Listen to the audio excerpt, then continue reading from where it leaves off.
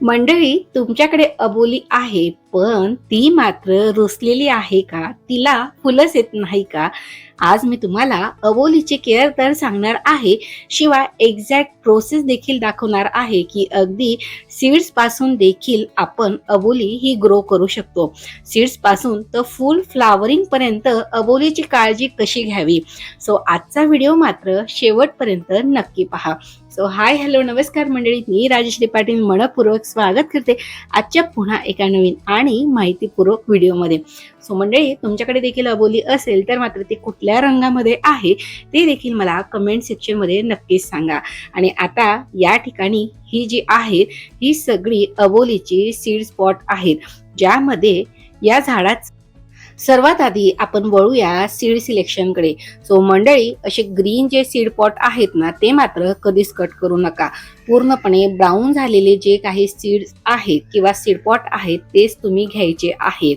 जर आपण योग्य सीड पॉट किंवा सीड सिलेक्शन केलं नाही आणि त्याच ठिकाणी जर आपण मिस्टेक केली, फ्लॅट हलकेसे जर आपण सीड्स घेतले तर मात्र त्या सीड्स ह्या उगवत नाही. यासाठी फक्त जास्त हेल्दी सीड्स निवडायला हव्या आणि त्यातूनच स्ट्रॉंग असे प्लांट्स देखील तयार होतात.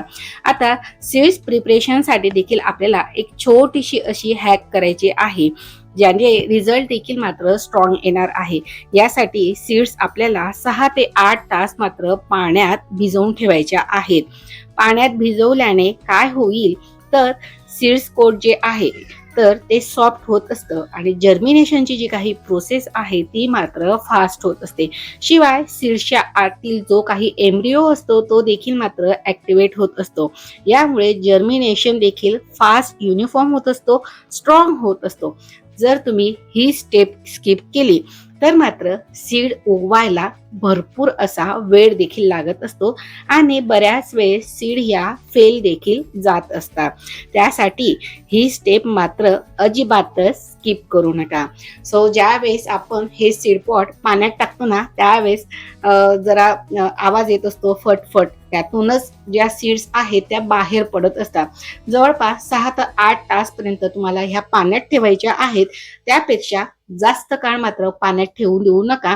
त्याने त्यांना बुरशी लागण्याचे चान्सेस जास्त असतात आणि जर्मिनेशनची जी काही चान्स आहे तो देखील कमी होत असतो. यानंतर मात्र आपल्याला अशा प्रकारे त्यांना पाण्याच्या बाहेर काढून टिश्यूवर ड्राय करून घ्यायच्या आहेत. पण सीड्स मात्र पूर्णपणे कोरड्या न करताच त्यांना लगेच मातीमध्ये देखील रुजून घ्यायच्या आहेत. मंडळी, या अगदी हलक्या असतात, त्यामुळे यांना व्यवस्थित अशा टिश्यूवर पसरून घ्यायच्या आहेत. या ठिकाणी सर्व ज्या काही सीड्स आहेत त्या अशा प्रकारे टिश्यूवर मी पसरून घेत होती. यानंतरचा सर्वात इम्पॉर्टंट जी काही स्टेप आहे ती म्हणजे सॉइल मिक्स. सॉइल मिक्स तर प्लॅन्टचा फाउंडेशनच आहे. जर माती हेवी असेल, जड असेल, चिकट असेल, म्हणजेच जर माती चिकन असेल किंवा जास्त असेल तर मात्र त्या ठिकाणी चिकटपणा, मातीत जर जास्त असेल तर मात्र त्या ठिकाणी एअर सर्क्युलेशन हे कमी होत असतं आणि झाडाच्या रूट्सला ऑक्सिजन मिळत नाही.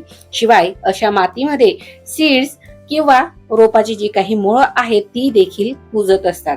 म्हणूनच ज्या वेळेस आपण झाड नवीन लावत असतो किंवा सीड्स ग्रो करणार असतो त्यावेळेस मात्र पॉटिंग मिक्सचर हे आयडियल मिक्स ठेवायला हवं. त्यासाठी आता आपण त्याचं प्रमाण पाहूया. या ठिकाणी 50% कोकोपीट, जे की मॉइश्चर होल्ड करण्याचं काम करत असतं. त्यामध्ये मी ऍड केलेली आहे 30% गार्डन सॉइल, म्हणजेच बागेची माती, जे की न्यूट्रिएंट प्रोव्हाइड करत असतं. आणि त्यामध्ये ऍड केलेलं आहे 20% कंपोस्ट. यामध्ये मी वर्मी कंपोस्ट ऍड केलेला आहे, ज्याने सीड्स असो किंवा झाड असो त्याची ग्रोथ मात्र बूस्ट होत असते. तयार झालेलं हे पॉटिंग मिक्सचर लाईट आहे, एअरी आहे आणि वेल ड्रेनिंग असल्यामुळे प्लॅन्टची रूट देखील व्यवस्थित राहत असतात, शिवाय हिलिंग राहत असतात आणि झाडाची ग्रोथ देखील फास्ट होत असते.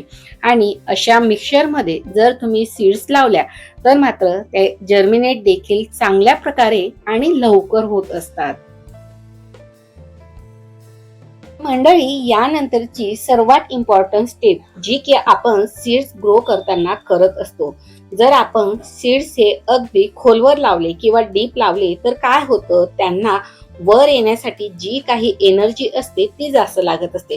सो अशा प्रकारे या ठिकाणी मी छोटे छोटे प्लास्टिक कंटेनर घेतलेले आहेत ज्यांना भरपूर असे ड्रेनेज होल आहेत आणि ते होल मी ब्राऊन पेपरने, एखाद्या न्यूजपेपरने तुम्हाला कव्हर करून घ्यायचे आहेत. त्यामध्ये व्यवस्थित एअरी हलकं असं जे काही पॉटिंग मिक्सचर आहे ते त्यामध्ये भरून घेतलेलं आहे आणि त्यावर व्यवस्थित अशा सीड्स देखील टाकून घेणार आहे. सीड्स जर जास्त स्मॉल असतील तर मात्र त्या तर ग्रो होणारच नाही आणि ग्रो होऊन त्या वर ह्या येऊ शकणार नाही. म्हणून सीड्स फक्त अगदी आपल्याला मातीच्या सरफेसवर ठेवायच्या आहेत आणि पुन्हा वरून हलकीशी मातीची सॉइल लेअर एखादी देऊन घ्यायची आहे. आणि पाणी देताना देखील आपल्याला स्प्रे बॉटलचा वापर करून घ्यायचा आहे. सो तुम्ही पाहू शकता अतिशय हलक्या ह्या सीड्स असतात, हवा आली किंवा वाऱ्याने देखील उडून जाणाऱ्या असतात.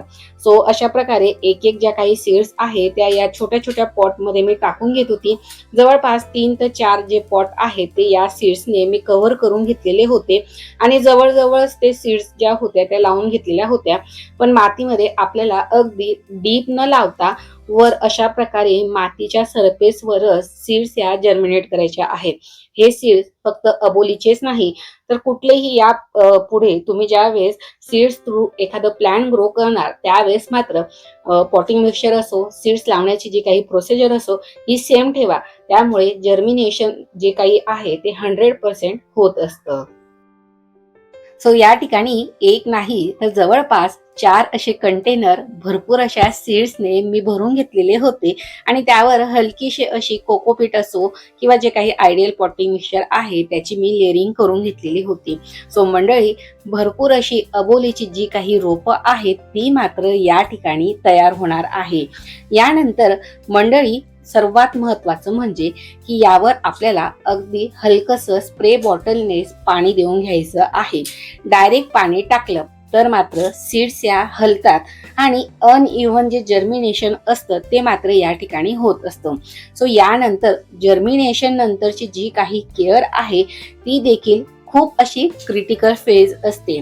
सो ही फेज किंवा ही खूप सेन्सिटिव्ह अशी फेज असते, त्यामुळे त्याची व्यवस्थित केअर करणं देखील तेवढंच गरजेचं आहे.